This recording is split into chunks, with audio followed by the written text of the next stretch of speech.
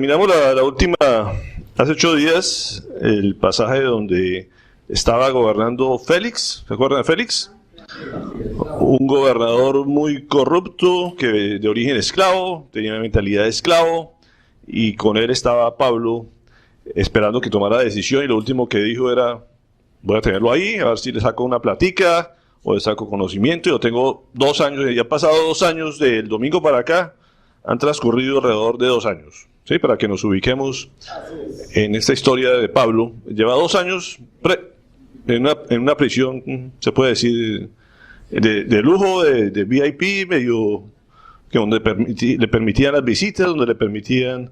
Y se supone que estos 2 años donde escribe muchas de sus cartas a las iglesias, porque le dan libertad de escribir y mandar cartas y que sus amigos lo visitaran. Así que estos 2 años han pasado. Y en este momento, en el capítulo 25, empezamos con otro gobernador. Dice: 3 días después de llegar a la provincia, Festo subió de Cesarea a Jerusalén. Y aquí encontramos otro de los gobernantes de esta región que fue enviado, porque Félix, como era tan corrupto y había generado tantos problemas entre los gentiles y los judíos, había sido llamado por el emperador de ese momento, Claudio, y fue destituido del cargo. O sea, había generado tanto problema, tanta corrupción, que la gente fue a quejarse con Claudio, lo mandaron llamar y fue destituido, y él nombró a este persona que es Festo. Aquí vemos más o menos la historia que ha pasado. Pablo fue acusado por los judíos ante Félix, la esposa era Drusila. ¿Se acuerdan de Lisias, que era el tribuno que gobernaba en ese momento de Jerusalén? Y Festo es el sucesor de Félix, que llega a gobernar esta región. No hay mucho que la historia hable de Porcio Festo, no se encuentra mucho de él, y de las cosas que no se escucha mucho de Porcio Festo era porque uno era un buen gobernador. Sabe que los que son famosos son los que actúan mal, y ahí están todos los héroes, pero este aparentemente fue un hombre justo, que trataba de hacer las cosas bien. Después de ese periodo de corrupción, pues lógicamente el emperador trata de mandar a alguien que fuera más o menos justo y que tratara de llevarse la fiesta bien, porque su nombre viene precisamente de la palabra fiesta, ¿sí? Entonces, como dice, su nombre llevaba en relación a lo que él era. Él quería llevarse la fiesta tranquila con los judíos.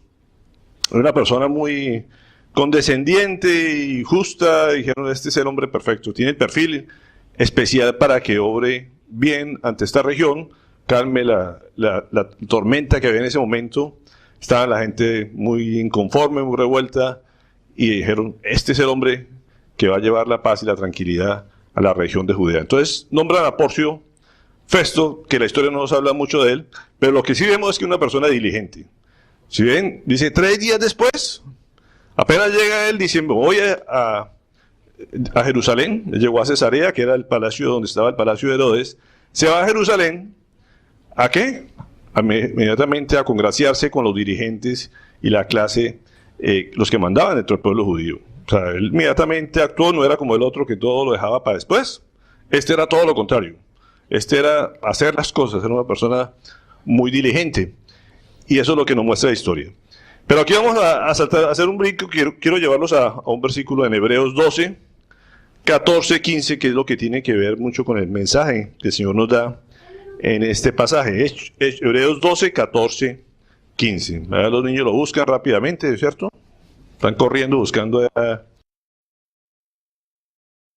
Y es precisamente en esta carta, en este pasaje, en el epístola de los Hebreos, donde dice: nos insta el Señor a algo bien especial.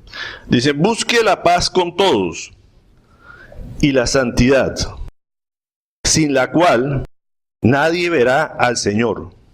Asegúrese que nadie deje de alcanzar la gracia de Dios, de que ninguna raíz amarga brote y cause dificultades y corrompa a muchos.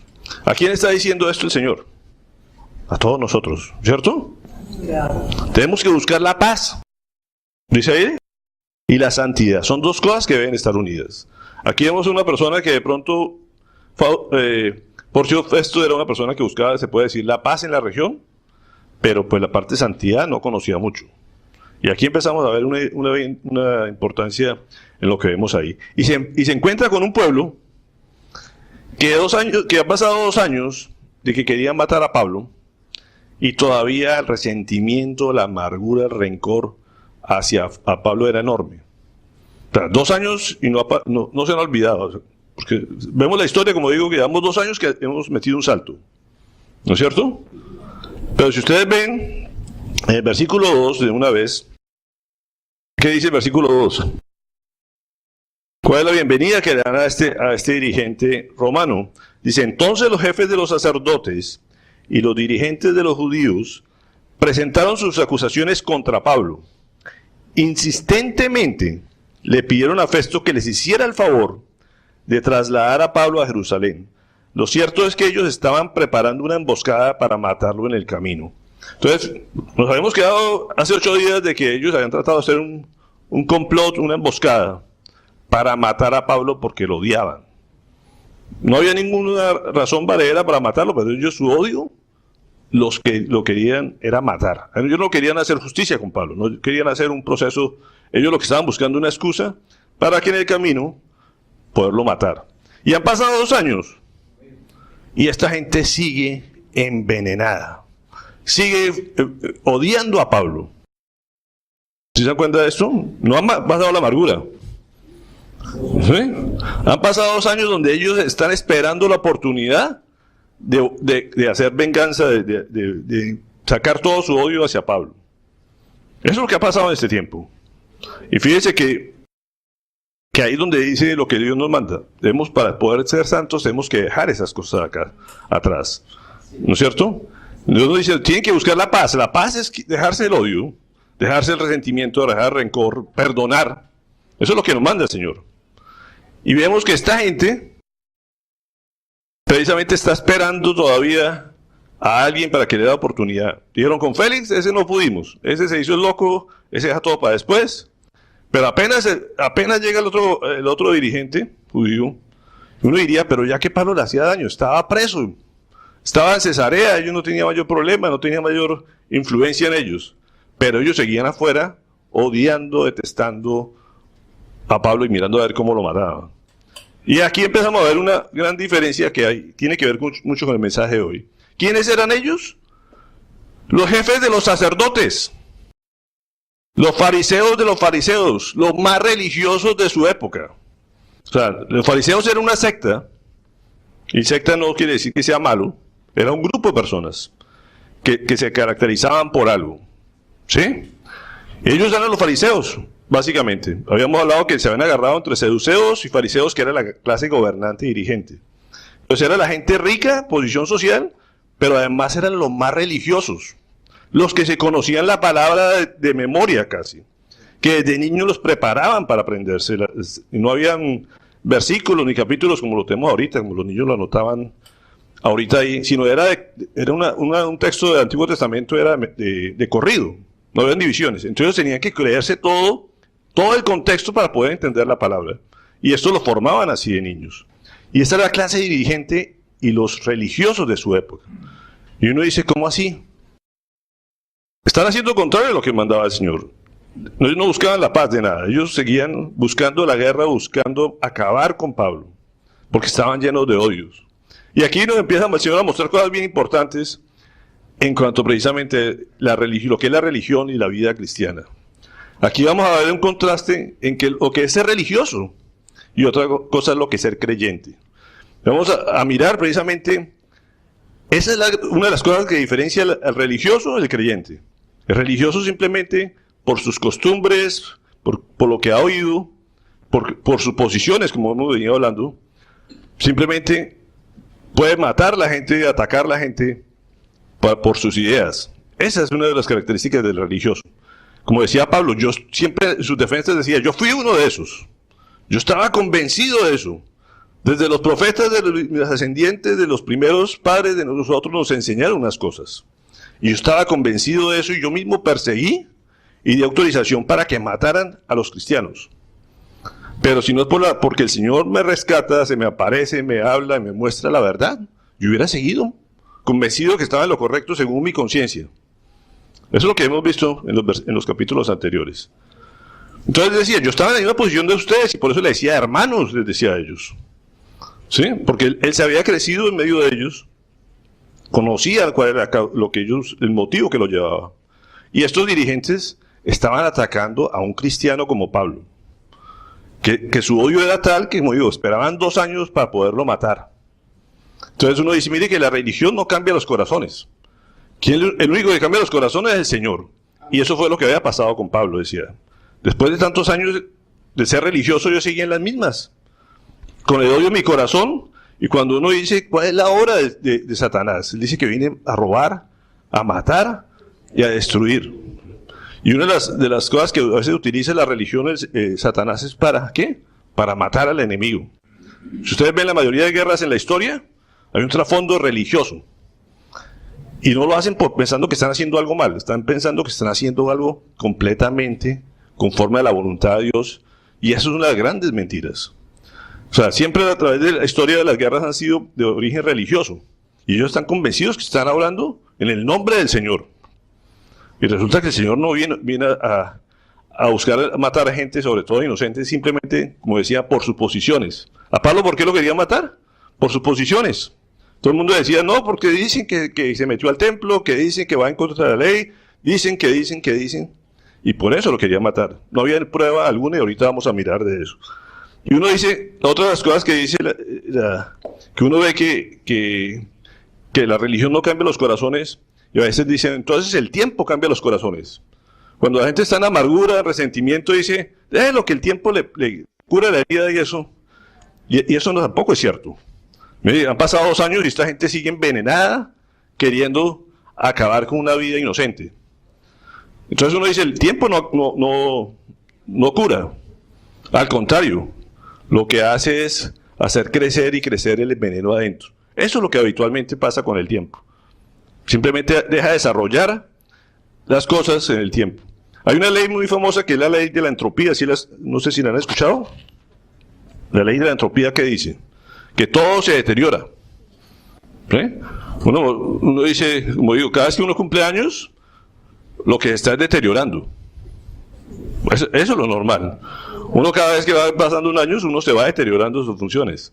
Y dice, todo con el tiempo lo que hace es deteriorarse. Eso es la ley de la entropía. Uno cree que está mejorando, pero resulta que no. O sea, uno siempre va a tener menos vida cada vez. Y eso es lo que pasa con el tiempo. Cada vez nuestro corazón se daña más, a pesar que pasa el tiempo. Por eso el Señor dice, sean como niños. Porque el corazón de niños es mucho más sano. Pero a medida que pasan los años, uno no mejora el corazón, sino al contrario, se deteriora. Y las emociones pasan igual. Realmente, si no es porque el Señor lo transforma a uno y lo vuelve a nacer de nuevo, nuestro fin sería desastroso. Y esa es la diferencia entre la religiosidad. Hasta que no hay un encuentro verdadero con el Señor, las cosas lo que hacen es deteriorarse y uno las puede calmar y decir, no, el tiempo quita eso de mi corazón, y resulta que no. Simplemente se necesita precisamente la mano transformadora, regeneradora del Señor en nuestras vidas, en nuestro corazón, para que sea eso. Y Pablo lo que decía eso. Él contaba el testimonio y decía, si no es porque el Señor se me aparece a mí y me transforma, seguramente él estaría convencido, y sería el sumo sacerdote seguramente en ese momento, y estaría persiguiendo a otro que hablara de Cristo. Eso seguramente hubiera sido lo que hubiera hecho con el tiempo de Pablo. Lo cierto es que quiero que vayamos a este pasaje en Efesios 2, 3, para que veamos esa diferencia entre la religiosidad y ser un verdadero creyente.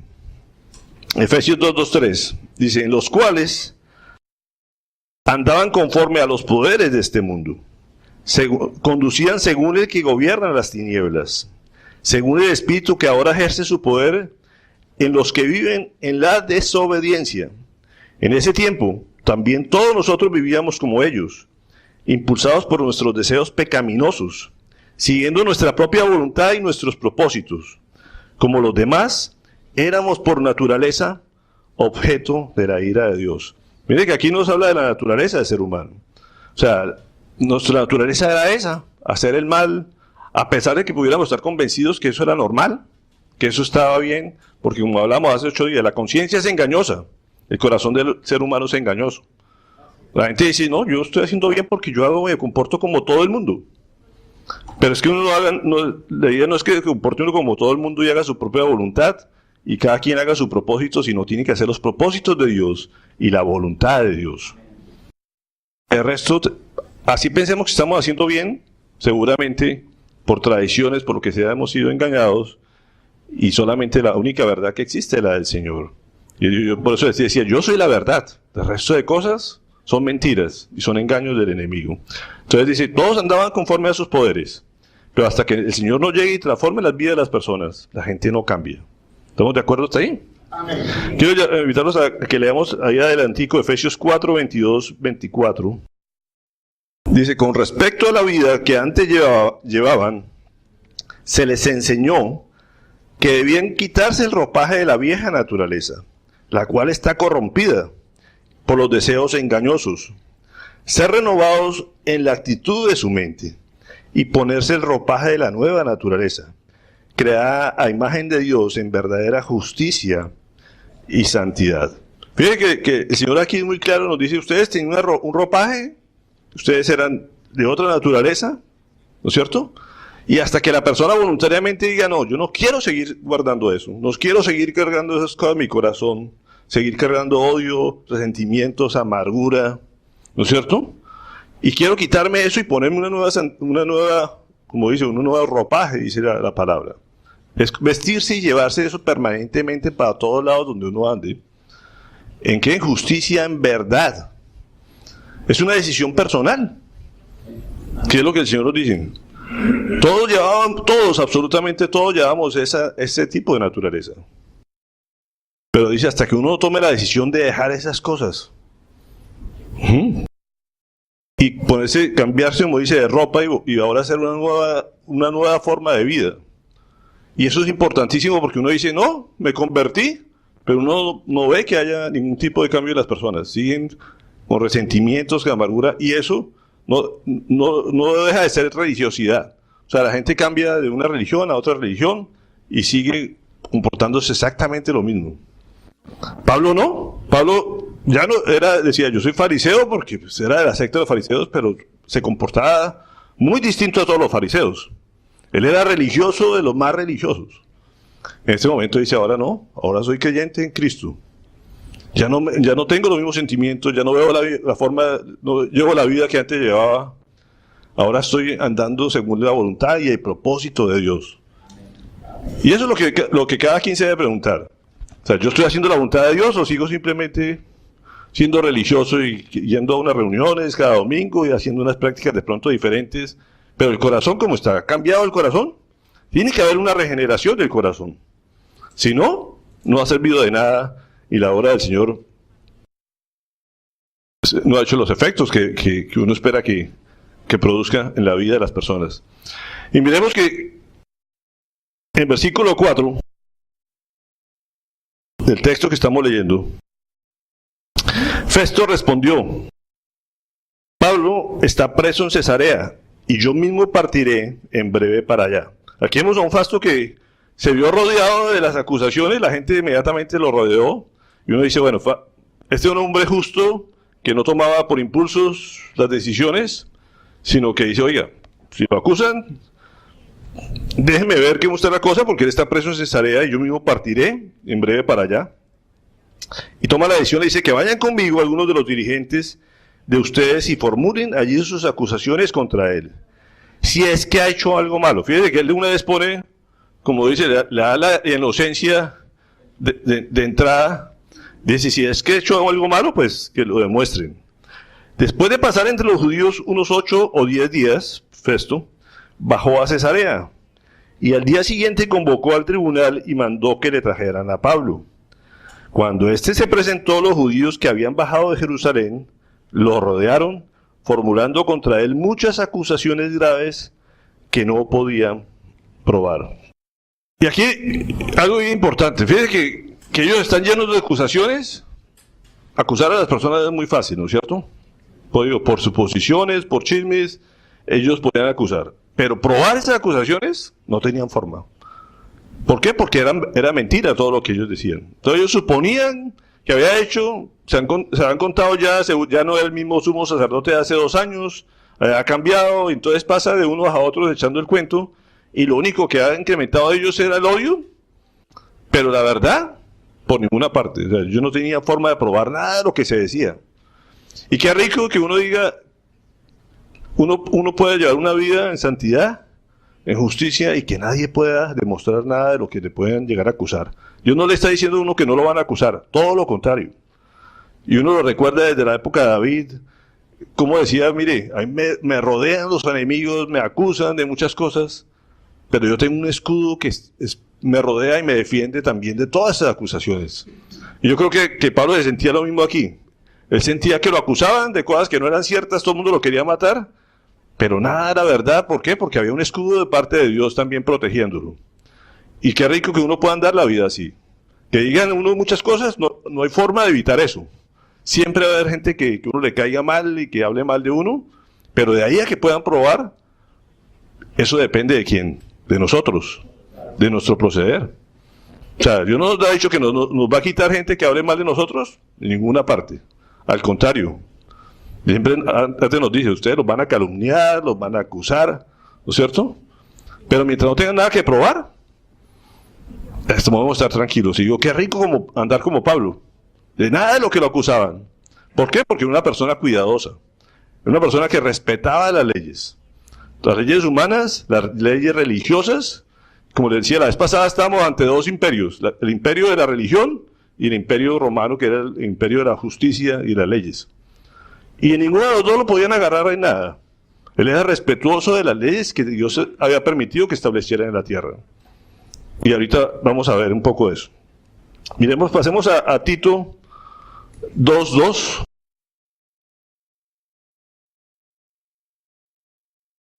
Y aquí tiene que ver con todo, desde los niños, los jóvenes, las mujeres, los hombres, los adultos.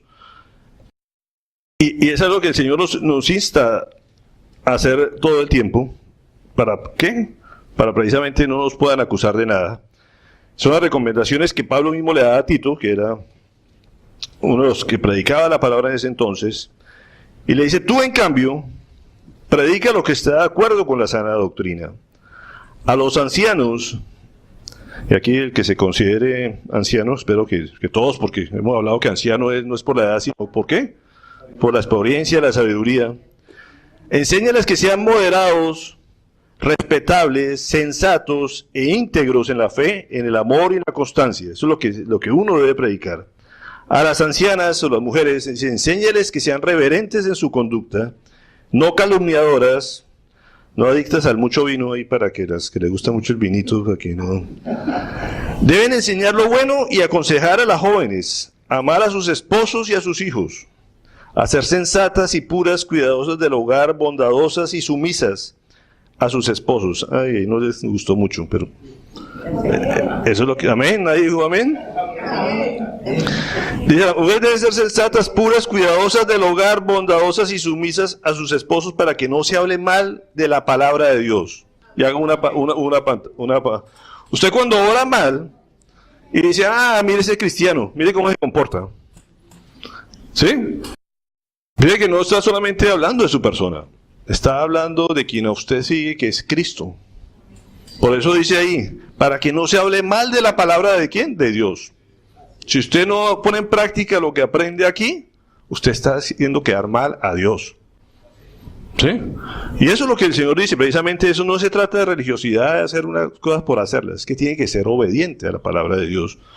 Y le dice a los jóvenes, exhórtalos a ser sensatos, con tan buenas obras, dales tu mismo ejemplo en todo. Cuando enseñes, hazlo con integridad y seriedad, y con un mensaje sano e intachable. Así se avergonzará a cualquiera que se oponga, pues no podrá decir nada malo de nosotros. Y eso es lo importante de estar aquí reunidos. O sea, si uno viene aquí a aprender la palabra de Dios para llevarla a la práctica, si no, como digo, está perdiendo el tiempo. Y está dando pie cada vez que usted salga de aquí a que la gente crea o no crea en esa palabra que usted escuchó. Si usted sale aquí y trata mal a la niña de recepción, va a decir, yo no quiero ser como... como esa gente porque ellos creen en un Dios que no quiero ser como esos. ¿Sí? Y al contrario, por una barrera de la palabra de Dios. Y dicen, ¿yo? ¿Reunirme con esos cristianos? No, ¿para qué? Si esos se portan peor que todo el mundo. ¿No? Y eso es lo importante, que uno aquí agarre la palabra, ¿es para qué? Para obedecerla. Y usted no la puede obedecer si no le cree. Por eso el proceso es primero creo y después obedezco. ¿Para qué? Para que la gente diga, oye, ese sí es creyente. Creyente es el que actúa conforme a lo que está creyendo. ¿Sí? Si usted puede ir a mucha reunión, que era lo que le pasaba a estos sacerdotes, era gente que se la pasaba en el templo, que hacía sacrificio en el templo, que ofrendaba todos los días en el templo. Se suponía que le servía a Dios, pero lo que estaban buscando era sus propios intereses, sus propios beneficios. ¿Sí? ¿Por qué? ¿Y cuál era el problema con Pablo? Que le estaba sacando gente que creía en ellos, ahora están creyendo en Jesucristo. Y la gente, yo le decía, ya no dan sacrificios, ya no tienen por qué estar dando ofrenda al templo, porque el templo ya no tiene razón de ser. Y eso es lo que les pegaba a ellos, por eso era el odio a Pablo. No había otro motivo de odio. El motivo de odio era eso, les quitaba adeptos a ellos. Y él simplemente decía, no he cometido ninguna falta. ¿Cuántos de nosotros podemos decir lo mismo que Pablo? Que me echen piedras, pero yo no he cometido ninguna falta. ¿Ah? Pues debería ser así, debemos ser como él, cuidarnos de no cometer faltas que nos puedan acusar, de no dar mal testimonio. Eso es lo ideal, uno poder decir, acúsenme. Que la hable la gente, como digo, no podemos evitar eso, pero que puedan demostrar que estamos haciendo algo contrario a la palabra de Dios, eso depende de nosotros, de qué tan obedientes seamos. ¿Estamos ahí claros? En el versículo 8 decía, Pablo se defendía. No he cometido ninguna falta ni contra la ley de los judíos, ni contra el templo, ni contra el gobernador. Entonces fíjese que él decía, yo me someto a la ley de los judíos, no tengo nada que me puedan acusar los religiosos, ni nada que me pueda acusar las leyes que estaban vigentes en ese momento, que era la ley romana. Entonces a él no lo podían agarrar por ninguna parte, y eso se llama ¿qué? Testimonio. ¿Sí? Como les decía en días pasados, testi viene de testículo. Él decía, yo pongo mi testículo, se puede decir, en riesgo, si quieren me achacan los testículos y me agarran en una falta. De ahí viene la palabra testimonio. Y ahí todo el mundo dice, ay, ¿no? Entonces les veo una cara a los de atrás ahí como que, ay, se agarran a ver cuántos están dispuestos a poner un testículo para ver si los agarran en algo. Eso se llama testimonio. Que uno no le puedan acusar de nada, no lo puedan demostrarle nada de lo que lo acusan. Mateo 5, 11, 12. Pero antes de ir a Mateo 5, 12, pasemos a Hechos 25, 19, perdón. Ahí donde estábamos, en el versículo 19. Dice, más bien tenían contra él algunas cuestiones tocantes a su propia religión.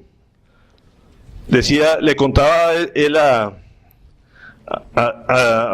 Herodes, el Festo precisamente, cuando le contaba, lo vamos a ver dentro de 8 días probablemente, o unos domingos adelante, es lo que le contaba él decía, mire, tengo este preso aquí, no le he encontrado falta alguna, no le han podido mostrar nada, lo único que lo acusan es de cuestiones religiosas, y sobre un tal Jesús ya muerto, que Pablo sostiene que está vivo.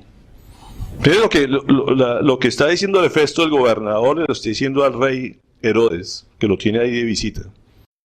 Dice, lo único problema que hay con él es que habla de un tal Jesús que murió y él dice que está vivo, o sea, que resucitó. Es lo único que él podía decir. Y digo, qué rico que uno diga, oiga, es lo que hace, lo único que podemos acusarlo es que habla de que Jesús murió y que resucitó. ¿Cuántos deberían estar en ese plan? Porque es que es lo que le pega a la gente. Como le digo, el fundamento de nuestra creencia es que Jesús murió y resucitó. Amén. Los demás creen en otras personas que han muerto y se quedaron muertos. La única diferencia entre nosotros y el resto del mundo es que nuestra persona a quien creemos ese resucitó de los muertos, que cumplió, hizo todas sus promesas y cumplió hasta esa de que iba a resucitar. Si no hubiera sido así, sería uno más, un profeta más como tantos que ha habido, que murieron y se quedaron muertos. Y el único que ha demostrado que lo que prometió lo cumplió hasta la muerte y la resurrección fue Jesucristo. Por eso somos cristianos, por eso esta gente dio su vida por Él. Porque dijeron, este es el Mesías, este era el que estaba prometido en la palabra. Si no hubiera resucitado, miren, en esa época había Mesías por todos lados. Entonces hubiera sido uno más de tantos. Pero Pablo, como todos los discípulos y mucha gente que creyó, los miles, era que lo vieron resucitar, dijeron, este sí era. ¿Sí? Así como decía el programa, yo me llamo Cristo. ¿Cierto? Ese era el verdadero. Ese no era una imitación, no era nada, sino que él sí era. ¿Estamos de acuerdo? Entonces ahora sí vayamos a Mateo 5, 11, 12. A él lo acusaban era por Jesús. Era la causa principal que acusaban a Pablo. Y Mateo 5:12 lo mismo Jesús, lo prometió Jesús. Dichosos serán ustedes cuando por mi causa la gente los insulte, los persiga y levante contra ustedes toda clase de calumnias. Alégrense y llénense de júbilo, porque les espera una gran recompensa en el cielo. Así también persiguieron a los profetas que los procedieron a ustedes. Él está diciendo que les espera a ustedes es persecución. Lo que les espera a ustedes son insultos, acusaciones falsas. O sea, lo que estaba pasando a Pablo no estaba fuera de las manos de Dios, ya el Señor lo había prometido. Pero decía, dichosos. Fíjense, al contrario a la amargura que estamos viendo en los religiosos. Ellos estaban amargados y el Señor le dice a ustedes, cuando los persigan, estén dichosos, alégrense. Decía, nos animaba a estar alegres, porque ustedes están haciendo la voluntad ¿de quién? De mi Padre. La voluntad de Dios es que nos persigan. La voluntad de Dios es que nos insulten. ¿A él sí no le gusta mucho eso? Esa es la realidad. Si a usted no lo persiguen, usted está comportándose igual que el resto del mundo. Y por eso decía, esto es un mensaje que va para los niños cuando el niño dice, es que yo no hago trampa en el examen. Y el compañerito atrás le dice, pero no sea bobo. Lo está insultando.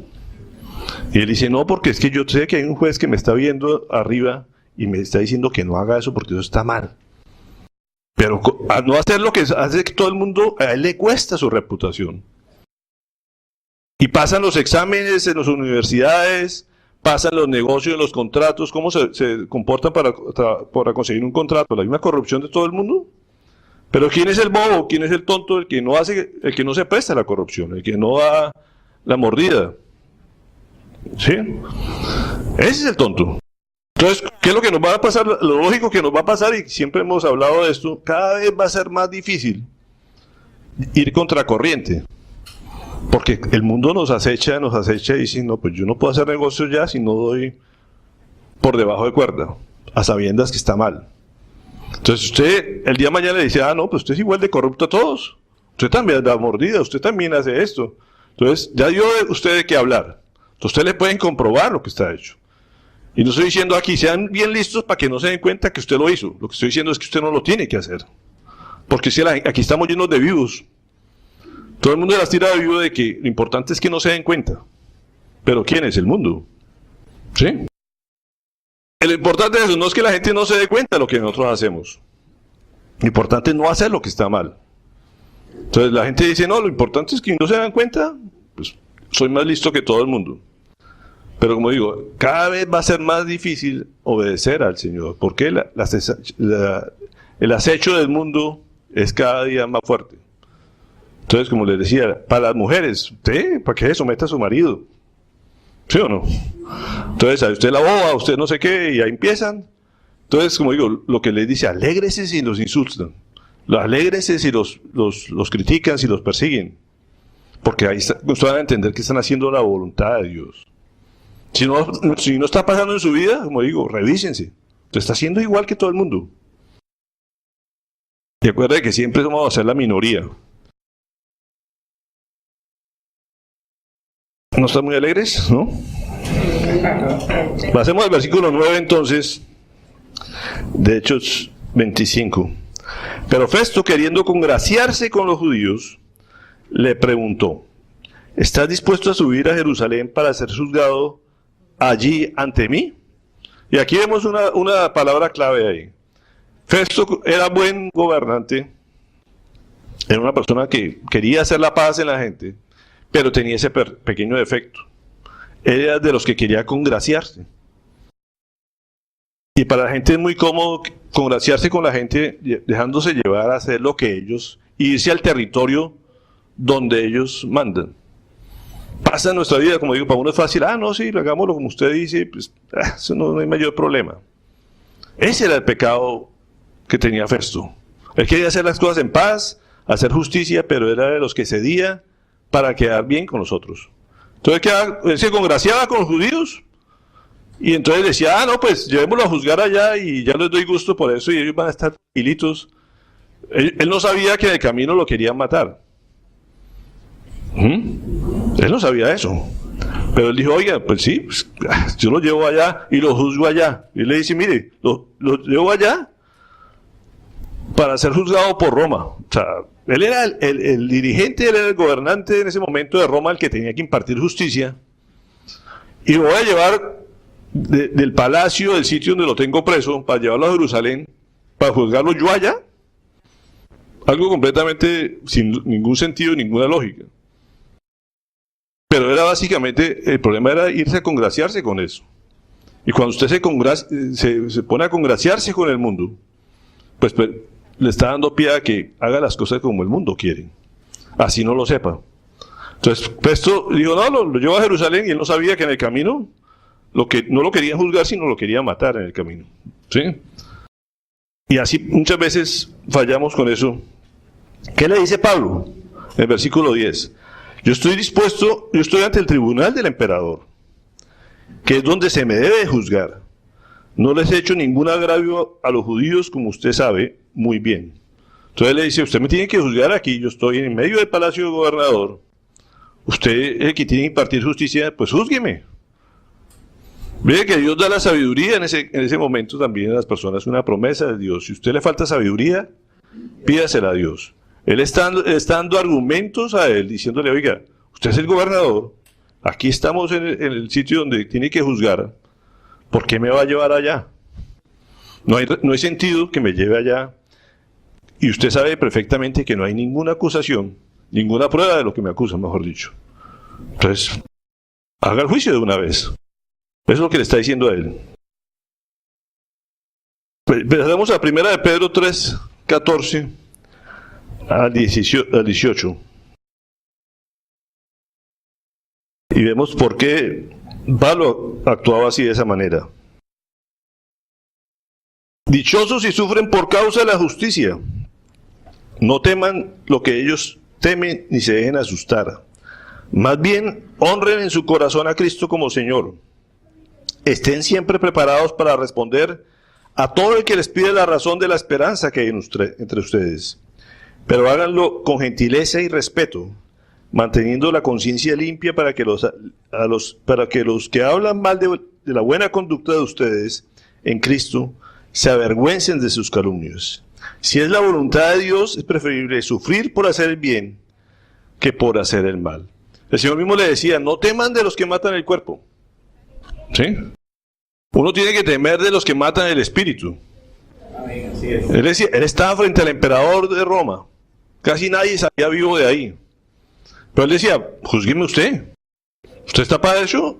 Hágalo. Yo no tengo nada de qué temer. Tengo la conciencia limpia. Y el Señor dice, mire, procuren eso, háganlo con respeto, con gentileza. ¿Cuál es la reacción de la mayoría? Ponerse a pelear con los jueces, con las personas. No, pero es que usted como es un juez romano corrupto, es lo que habitualmente hacemos, ¿no es cierto? Insultarlo. Eso es lo que el Señor dice, no hagan eso. Trátenlo con gentileza, con respeto, no le teman. Uno no debe temer de la justicia aquí a pesar de que no funcione. ¿Sí? Porque sobre encima de ellos está el que verdaderamente juzga lo que está bien y lo que está mal. Y a veces le tenemos más temor a la justicia terrenal que a la justicia divina. Pero cuando nos juzga la justicia terrenal, entonces ahí lo insultamos y nos vamos a decirles corruptos. Y como digo, Dios que las sabe todas y que ve todo, hacemos como si no se diera cuenta de nada. No sé si a ustedes les pasa, pero habitualmente es así. Como digo, si lo podemos tapar y nadie se da cuenta, está bien. El Señor no se da cuenta de nada, resulta que Él se da cuenta de todo. Y Él sí juzga y dice, teman a los que verdaderamente matan el espíritu y no a los que matan el cuerpo. Y por eso dicen, miren, orden a Cristo en su corazón, si no se dan cuenta de eso. ¿Por qué dice eso? Porque es que a Cristo le pasó exactamente lo mismo. Si queremos ser cristianos, tenemos que estar dispuestos a hacer lo que Él hizo. Y en 1 de Pedro, adelantico del 2:22-23, dice, no cometió ningún pecado, ni hubo engaño en su boca. Cuando proferían insultos contra Él, no replicaba con insultos. Cuando padecía, no amenazaba, sino que se entregaba a aquel que juzga con justicia. ¿Qué hizo Jesucristo? Estuvo ante Pilato también. Pilato también lo juzgó. También se dio por quedar bien con los judíos, hizo lo mismo. No, ustedes decidan. Recibió todos los engaños. ¿Cuándo reviró Jesús? ¿Cuándo los insultó por eso? Nunca. Dice, nunca con su boca pecó. No amenazaba, le dijo, ahora les voy a mandar ángeles y los van a acabar. No. Nunca los amenazó de nada. Y eso es honrar a Cristo como Salvador. Eso fue el ejemplo que nos da y lo que Pablo también lo hizo. Y dice, hay que simplemente someterse al que juzga con justicia. De ahí para adelante nos da otra clave en el versículo 11. ¿Lo tienen ahí? ¿El 5:11? ¿O estoy saltándolos muy rápido?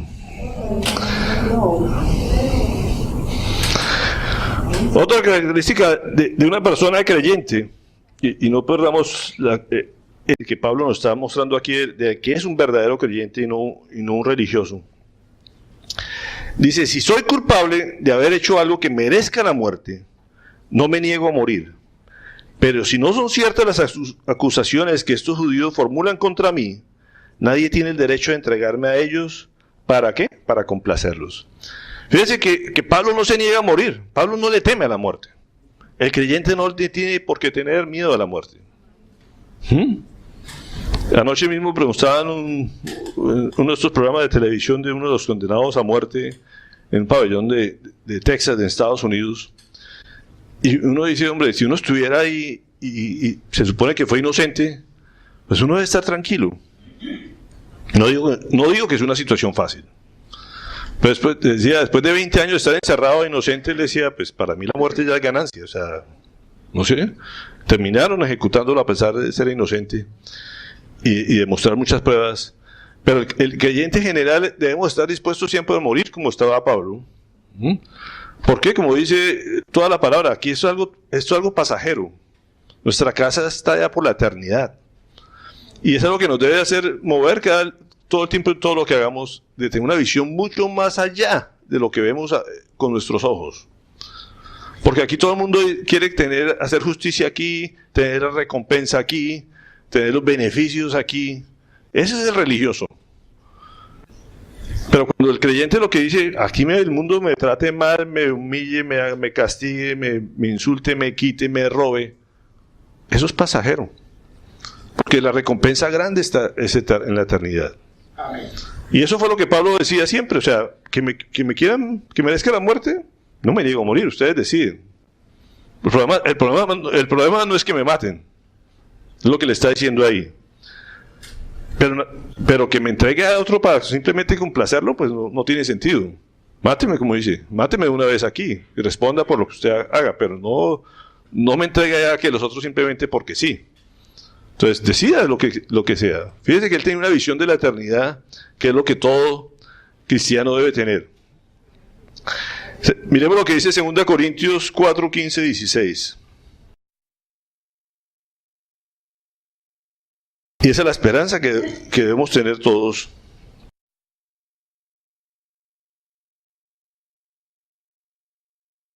¿Por qué no nos debe dar temor a la muerte? Dice, pues sabemos que aquel que resucitó al Señor Jesús, nos resucitará también a nosotros con Él, y nos llevará junto con ustedes a su presencia. Todo esto es por el bien de ustedes, para que la gracia que está alcanzando a más y más personas haga abundar la acción de gracias para la gloria de Dios. Por tanto, no nos desanimamos, al contrario, por fuera nos vamos desgastando, por dentro nos vamos renovando día a día. Y esa es la esperanza que tenía Pablo. Decía, en el cuerpo se está acabando. Él ya estaba enfermo en ese momento. De hecho, ya estaba avanzado de edad, estaba casi ciego. Decía, pues ya yo de todos modos voy a morir. Que me adelante la muerte unos días. Yo lo único que sé es que el Señor me prometió que iba a ir a Roma, o sea, y allá voy a parar. Entonces, acelere rápido esto. ¿Para qué me pone a dar más vueltas por los judíos? Porque eso lo que va a hacer es demorar. ¿Sí? Pero de todos modos, a mí lo que me mueve es que yo voy a resucitar con el que ya resucitó, igualito que él. Y esa es la posición que cada uno debemos tener. Así nos amenacen de muerte, lo que quiera hacer el mundo con nosotros. Debemos estar tranquilos, ¿por qué? Porque sabemos que eso va a ser pasajero y vamos a resucitar algún día. Eso es lo que no se nos puede salir nunca de nuestra mente. De actuar con justicia, con rectitud, digo, para que nadie nos acuse, pero que el Señor mismo diga, yo a este va a resucitar conmigo y va a estar con el Padre algún día. Eso es lo que nos debe motivar, como lo motivaba a Pablo. Miremos primera de Pedro 2, del 11 al 12.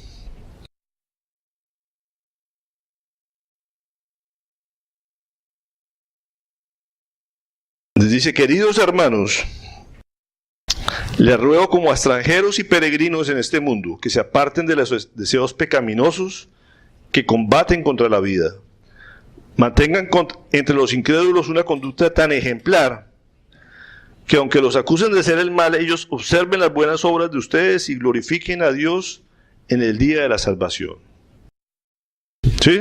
¿Escucharon bien? ¿O no? Dice, mantengan entre los incrédulos una conducta tan ejemplar que aunque los acusen de hacer el mal, ellos observen las buenas obras de ustedes y glorifiquen a Dios en el día de la salvación. Amén. Aquí no estoy diciendo que por las buenas obras se salvan. Fíjense que aquí ya hay una diferencia entre los que creen y los que no creen. Pero el que cree tiene que hacer buenas obras. Esa es la diferencia. Usted por las buenas obras no se salva. Usted tiene que ser salvo para hacer buenas obras. Para que la gente no tenga nada que hablar contra ustedes y ustedes sean de mal testimonio para que otros sean salvos. Esa es la diferencia. ¿Me explico? Eso es lo importante, como digo, no es solamente salvarse. Muchos de aquí dicen, yo ya soy salvo, tengo asegurada la vida eterna. ¿Y sus obras qué? ¿Su testimonio qué? ¿Sí? Eso es lo que está diciendo Pedro. Y ahí adelantico, el 15 y el 16. Dice, porque esta es la voluntad de Dios, que practicando el bien hagan callar la ignorancia de los insensatos. Nos trata de ignorantes a los que no creen. Esto es actuar como personas libres que no se valen de su libertad para disimular la maldad, sino que viven como siervos de Dios. Y fíjense que está hablando de la persona libre. Usted es libre cuando está libre de pecado. ¿Sí? No cuando está fuera de una cárcel. ¿Me explico? ¿Quién estaba aquí libre? Pablo. Él podía estar en el palacio de Herodes preso, pero estaba libre de pecado. Su conciencia estaba libre, no tenía nadie que lo acusara, nadie le podía decir absolutamente nada. Eso es la libertad. ¿Usted quiere ser libre? No haga pecado, no cometa pecado. Esa es la verdadera libertad. Los otros estaban presos, así estuvieran en la calle. Vamos a ver en los capítulos adelante, cuando hablan de Herodes y su mujer, vivían en completo pecado, y eran los que juzgaban. Y estaban condenados al pecado. Y estuvieron así a un pelo de estar libres y no quisieron. Félix le pasó lo mismo. Félix tuvo la oportunidad de escuchar la palabra y siguió preso de su pecado y fue destituido y fue seguramente condenado. El que era libre es el que seguía estando entre los barrotes, que era Pablo.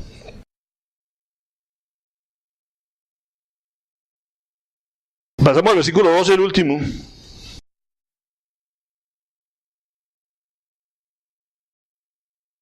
Él termina diciendo, apelo al emperador.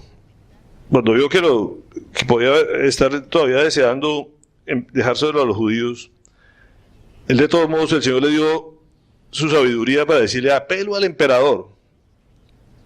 Después de consultar a sus asesores, Festo declaró: ¿has apelado al emperador? Al emperador irás. Era un derecho que tenían todos los ciudadanos romanos, de que si habían pasado por todos los tribunales de justicia y consideraba que no se había hecho justicia, él podía apelar a la máxima autoridad, que era el propio emperador romano.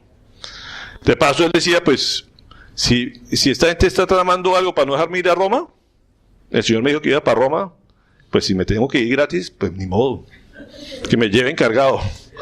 Él ya sabía, dijo: pues no importa, esa es la voluntad de Dios, que vaya a estar a Roma. Era muy poco probable que el emperador dejara libre a alguien, a no ser que fuera igual de corrupto a él como pasó con Félix.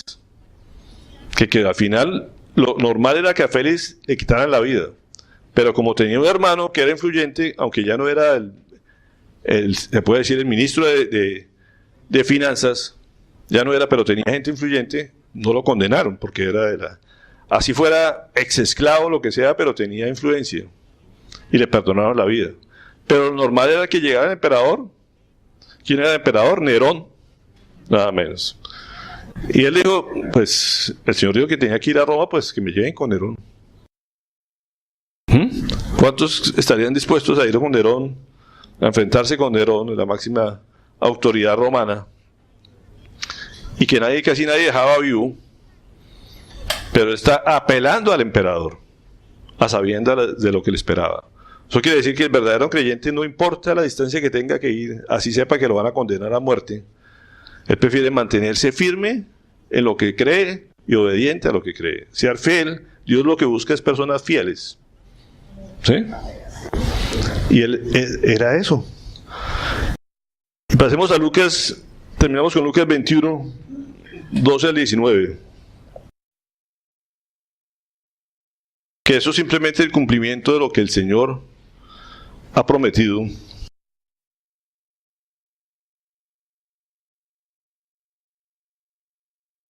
Y lo leímos en Lucas, cuando estudiamos Lucas. Dice: pero antes de todo esto, está hablando de los últimos tiempos, y eso por eso nos atañe a nosotros. Está hablando de lo que pasa en los últimos días de esta civilización. Dice: pero antes de todo esto, echarán mano de ustedes y los perseguirán. Los entregarán en las sinagogas y a las cárceles, por causa de mi nombre. Los llevarán ante reyes y gobernadores. Así tendrán ustedes la oportunidad de dar testimonio ante ellos. Fíjense que lo está viendo como una oportunidad de que la palabra le llegue a los reyes y los gobernadores y los gobernantes. Pero tengan en cuenta que no hay que preparar una defensa de antemano, pues yo mismo les daré tal elocuencia y sabiduría para responder, que ningún adversario podrá resistirles ni contradecirles. Ustedes serán traicionados aún por sus padres, hermanos, parientes y amigos, y a algunos de ustedes se les dará muerte. Todo el mundo los odiará por causa de mi nombre, pero no se perderá ni un solo cabello de su cabeza. Si se mantienen firmes, se salvarán. Entonces, ¿qué es la importancia que debemos tener en cuenta con este mensaje? Es la firmeza que uno debe tener en las convicciones. ¿Sí? Uno no puede ser como que me amolde, que me acomodo a lo que todo el mundo hace. Dios lo que está diciendo: ustedes van a ser salvos y no les va a pasar nada si usted se mantiene firme en lo que cree. Ese es el creyente, ese es el verdadero creyente. De resto, usted está metido en una religiosidad, que usted va para donde vayan las aguas, se acomoda como vaya el mundo. Usted quiere quedar bien con el mundo, quiere quedar bien con Dios, eso no es factible. Por el hecho, yo prefiero que sean calientes o fríos, pero los tibios los vomito. Es un vomitivo el tibio. Y cada día nos toca ser más firmes en lo que creemos, más radicales en lo que creemos. Es lo que está diciendo el Señor eso. Usted no puede quedar bien con Roma y no puede quedar bien con Dios. No puede quedar bien con la religión y quedar bien con Dios. Dios dice: solamente el que me obedece lo que dice mi palabra es el que verdaderamente se salva. Porque está convencido. Primero creyó y después obedeció. Y nadie puede dar testimonio mal de él, nadie lo puede acusar de nada. O sea, lo pueden acusar, pero no lo pueden condenar por nada verdadero. Las falsas acusaciones van a llegar. Como dice, lo van a traicionar sus propios padres, sus propios hermanos. Eso es lo normal. Y eso soy testigo en este momento. No lo pueden acusar de muchas cosas sin razón. Y le hacen pasar malos ratos. Pero al final, Dios es el que dice quién tenía la razón, quién se portó fiel a lo que Él dice. Que uno muchas veces con la familia quiere acomodarse por no tener problemas y resulta que no, eso no sirve de nada.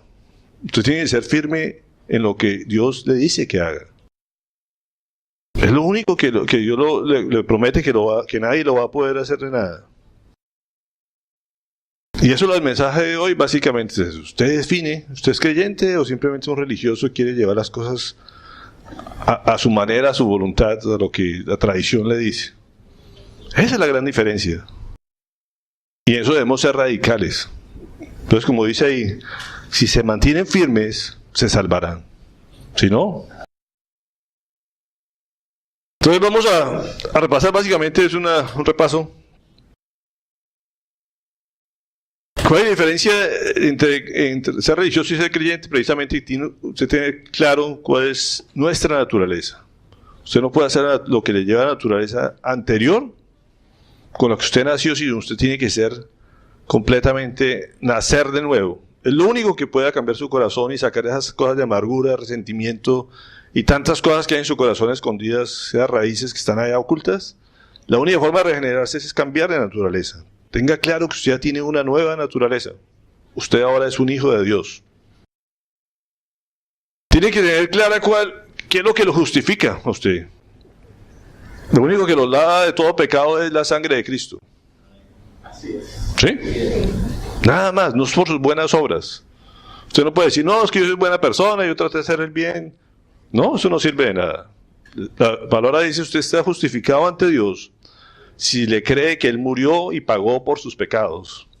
Usted tiene que tener claro eso. Que no puede seguir luchando en hacer simplemente ser buena persona. Simplemente aceptar el juicio que el Señor hizo a través de esa sangre y ya fue perdonado sus pecados. Pero usted tiene que dar buen testimonio. Usted tiene que tener claro, una visión clara de qué es la eternidad. Y usted enfocarse en la eternidad. Lo de aquí es pasajero. Lo de aquí pasa y se queda con sus pecados aquí en la tierra. Pero como digo, le pueden matar el cuerpo, le pueden hacer lo que sea, le pueden poner el castigo que sea. Eso es pasajero. La recompensa está en la eternidad. Pero usted tiene que tener siempre en cuenta las promesas de Dios. Si el Señor dice que va a hacer algo, usted créale. Usted decía, ¿va para Roma? Va para Roma. Si el Señor le ha prometido algo, créanle porque lo va a cumplir. ¿No es cierto? Y por lo importante es tener las promesas de Dios, y las únicas promesas de Dios, la palabra de Dios es la Biblia, la que usted tiene en sus manos. Esa es la palabra de Dios. Todo lo que dice ahí se cumplirá. Amén. Y usted esté confiado en eso. ¿Cómo lo va a llevar? No importa si, como digo, así sea preso. O lo puede llevar enfermo, lo puede llevar como usted quiera. Él va a hacer el propósito que, si usted pone las manos de la voluntad de Él va a hacer con él lo que usted quiere, lo que Él quiera. ¿Sí? Eso es lo importante, estar confiados, y eso le da tranquilidad de que usted está en las manos de Dios. Ese es el verdadero creyente. No se acomoda, simplemente se somete a la palabra de Dios.